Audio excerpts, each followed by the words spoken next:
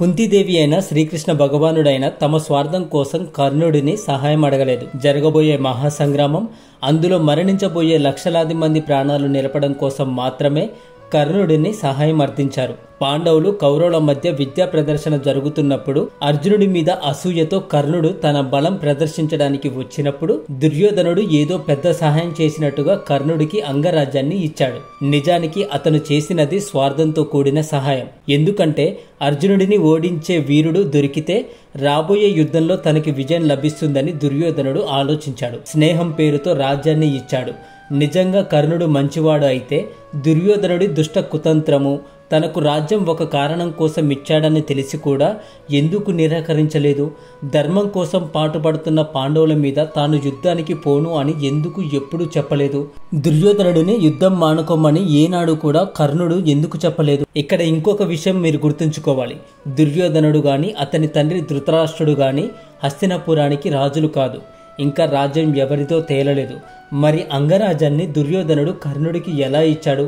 ఇస్తున్నప్పుడు భీష్ముడు గాని, ముఖ్యంగా పాండవులు, కుంతిమాత గాని ఎటువంటి అభ్యంతరం చెప్పలేదు. నిజానికి చెప్పాలి, కానీ వారు ఊరుకున్నారు. తర్వాత పాండవులు నానా బాధలు పడ్డారు, భిక్షమెత్తుకున్నారు. ద్రౌపది మాతను కర్ణుడు ఎన్నోసార్లు దుర్భాషలాడాడు. మరి అన్ని దారుణాలు అనుభవించిన పాండవులు ఏనాడు కర్ణుడి అంగరాజ్యం గురించి మాట్లాడలేదు. పాండవుల దయ వలనే కదా అతనికి రాజ్యం వచ్చింది. కేవలం కర్ణుడి బలం మీద నమ్మకంతోనే దుర్యోధనుడు యుద్ధం వరకు వెళ్ళాడు. అందుకే కుంతిమాత, కృష్ణుడు ఆఖరి ప్రయత్నంగా కర్ణుడిని మార్చే ప్రయత్నం చేశారు. ఇకపోతే కర్ణుడి జన్మ రహస్యం చెప్పడం కూడా అందుకే. కనీసం పాండవులు తన తమ్ముళ్లే అని తెలిస్తే అయినా మారుతాడేమో అని. కానీ అప్పుడు కూడా దుర్యోధనుడికి ఇచ్చిన మాట తప్పను అంటూ యుద్ధానికే మొగ్గు చూపాడు ఆ కర్ణుడు. అర్జునుడు తన తమ్ముడని తెలిసినా సరే చంపుతాను అని అన్నాడు. మరి అర్జునుడు ద్రౌపది వివస్రణ జరిగినప్పటికీ, లక్క ఇంట్లో తమ ప్రాణాలు తీయడానికి చూసినా, ఇంకా ఎన్నో ఘోరాలు తమ పట్ల చేసినా వాళ్ళనే చంపి వచ్చే రాజ్యం తమకెందుకు అన్నాడు. అది ధర్మబద్ధులైన పాండవుల గుణం. శ్రీకృష్ణ భగవానుడు కర్ణుడికి చెప్పనే చెప్పాడు, ఇటువంటి కర్ణుడు 100 మంది వచ్చినా అర్జునుడిని ఏమీ చెయ్యలేరు అని. కర్ణుడు శ్రీకృష్ణుడిని ఎప్పుడు భగవంతుడిగా చూడలేదు కదా, మరి ఎందుకు దేవుడిగా వచ్చి సలహాలు ఇస్తాడు? అతను శత్రువుగా మాత్రమే చూశాడు కాబట్టి భగవంతుడు శత్రువుగానే హెచ్చరిక చేశాడు. కర్ణుడు జీవితం పర్యంతం ఓడిపోతూనే ఉన్నాడు. కొంతమంది కర్ణుడి భక్తులు కర్ణుడు చాలా గొప్పవాడు అని వాదిస్తూ ఉంటారు. వాళ్ళకి నిజమైన భారతం అంగీకరించడం చేత కాలేదు. కర్ణుడి పాత్ర మహాభారతంలోనిది కాబట్టి మహాభారతం కర్ణుడి గురించి ఏం చెప్తుందో అర్థం చేసుకోవాలి గాని మనకి నచ్చిన పాత్రను పొగుడుతూ ఉండకూడదు కదా. కర్ణుడు చిన్ననాటి నుంచే అసూయపరుడు. అంతేకాదు, గురువు ద్రోణుడి దగ్గరికి వెళ్ళి అర్జునుడికి ఇచ్చిన బ్రహ్మాస్త్రం తనకి కావాలని అడిగితే ఇవ్వను అని చెప్పాడు.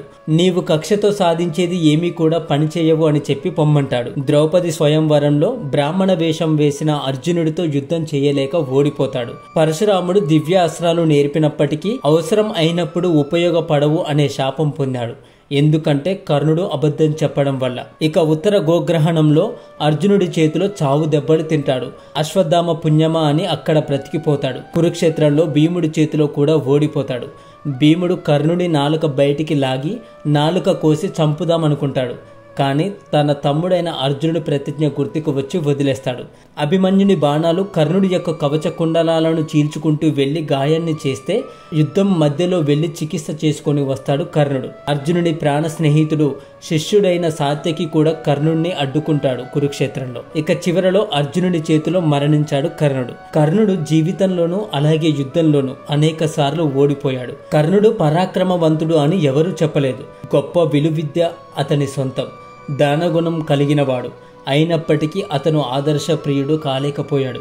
సాక్షాత్తు సూర్య తేజస్సుతో పుట్టిన చెడు స్నేహం, ఈర్ష, అసూయ భావాలే అతని పతనానికి కారణమయ్యాయి. మనం ఎలా ఉండకూడదో కర్ణుడిని చూసి నేర్చుకోవచ్చు. ఈ సమాధానం నచ్చకపోతే నన్ను క్షమించండి. Thank you for watching this video. Please subscribe my channel. దయచేసి మీకు ఈ వీడియో నచ్చినట్లయితే లైక్ చేయండి, కామెంట్ చేయండి.